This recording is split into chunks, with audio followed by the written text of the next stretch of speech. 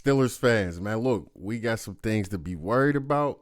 We got some things to take away from this game, and then we had a few bright moments. But we about to get into this. Let's just start with saying Fields has literally gift wrapped, put a bow on it, and just handed the starting job to Russell Wilson. Yes, passing the ball 5 for 6, and he only had one incompletion, which I believe was a catch. It was a decent performance if you're just looking at the numbers go, but if you're looking at the numbers, it was a terrible performance as well. The reason why he gift wrapped at this is because he fumbled on back-to-back drives. Center looked like he gave a decent snap to Fields. Fields just can't handle the ball under the center. Back-to-back drives, first and second drive, he fumbled. Both were recovered by us, so it really didn't damage us as bad, but it did as far as field position go. As we was moving the ball, Fields would take the snap, fumble, next play, and then it seemed like every time we get in momentum, he fumble, and then on third down he gets sacked. It's just how it worked.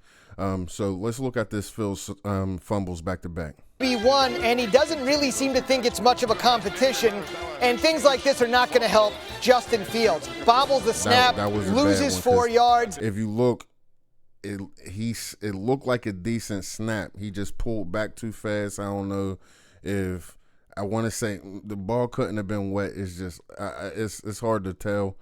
But that was a bad fumble right there. And as you might imagine, whether you're head coach Mike Tomlin or head coach Herm Edwards, who we're going to have here in a second, you hate seeing things like that. Second drive, trying to make something happen. Again, losing the football.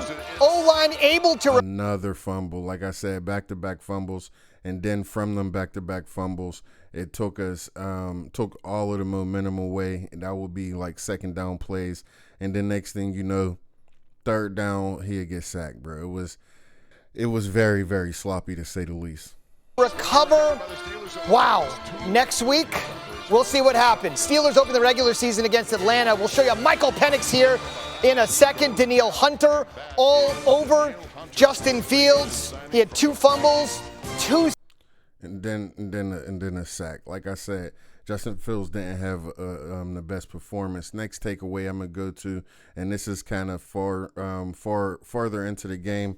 We put Watkins back deep. It was ugly. He couldn't judge a ball if his life depended on it, bruh. His ball skills when the punt is coming to him, his judgment is terrible. Every time he's coming up and the ball's 3-4 yards behind him, so he's backpedaling or retracting like a mug, bro. It was terrible. It was ugly. Probably one of the worst punt returners I've seen since Gunnar Olszewski. Terrible. Like, and then he did that, I believe, on 1 or 2 punts where he just misjudged it, and then the worst one was the one he misjudged by about 5 yards to the point where he had to turn and start running, and then the ball went over his shoulder. He tried to catch it, muffed it, put the ball, I believe, around the 20-30 yard line before the second half was over, before halftime, and they went down and got easy points. That was terrible, bruh. So second takeaway is that Watkins cannot play back deep. If he can't make this team off of for receiver, he can't make the team at all, because he's not going to be a reliable punt returner, which I believe Calvin Austin should be. All last year he played the ball very well as far as catching it, even if it was just a fair catch.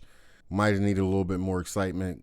The ability to break a tackle or get loose is detrimental, but I'd rather have the safe hands back there. With that being said, if Calvin Austin is not back deep, I believe we do need to keep Cordell Patterson. I'm one of the fans that was saying, man, look, Cordell Patterson has not practiced at all this offseason. Now he's missing games. We just need to let him go. There's no way he can make the team without being a special teams asset.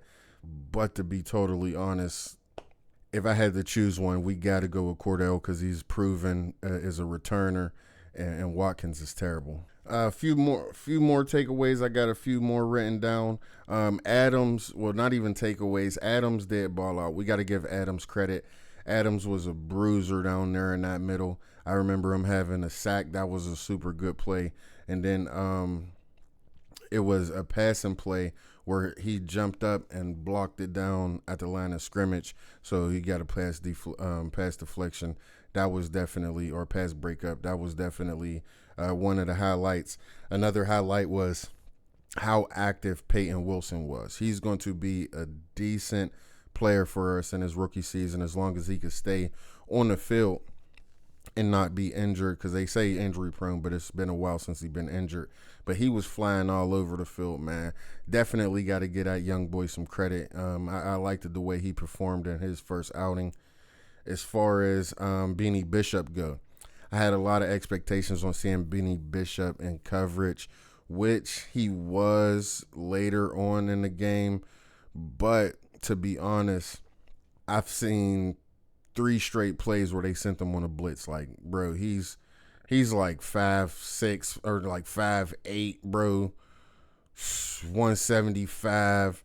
I understand he's doing decent blitzes at practice, bro, but I wanted to see him more in coverage. At least my opinion, he was doing a little bit too much blitzing. I understand you got to disguise coverages and all that, but I wanted to see him actually trying to lock somebody up in that slot, which he did have a few shots.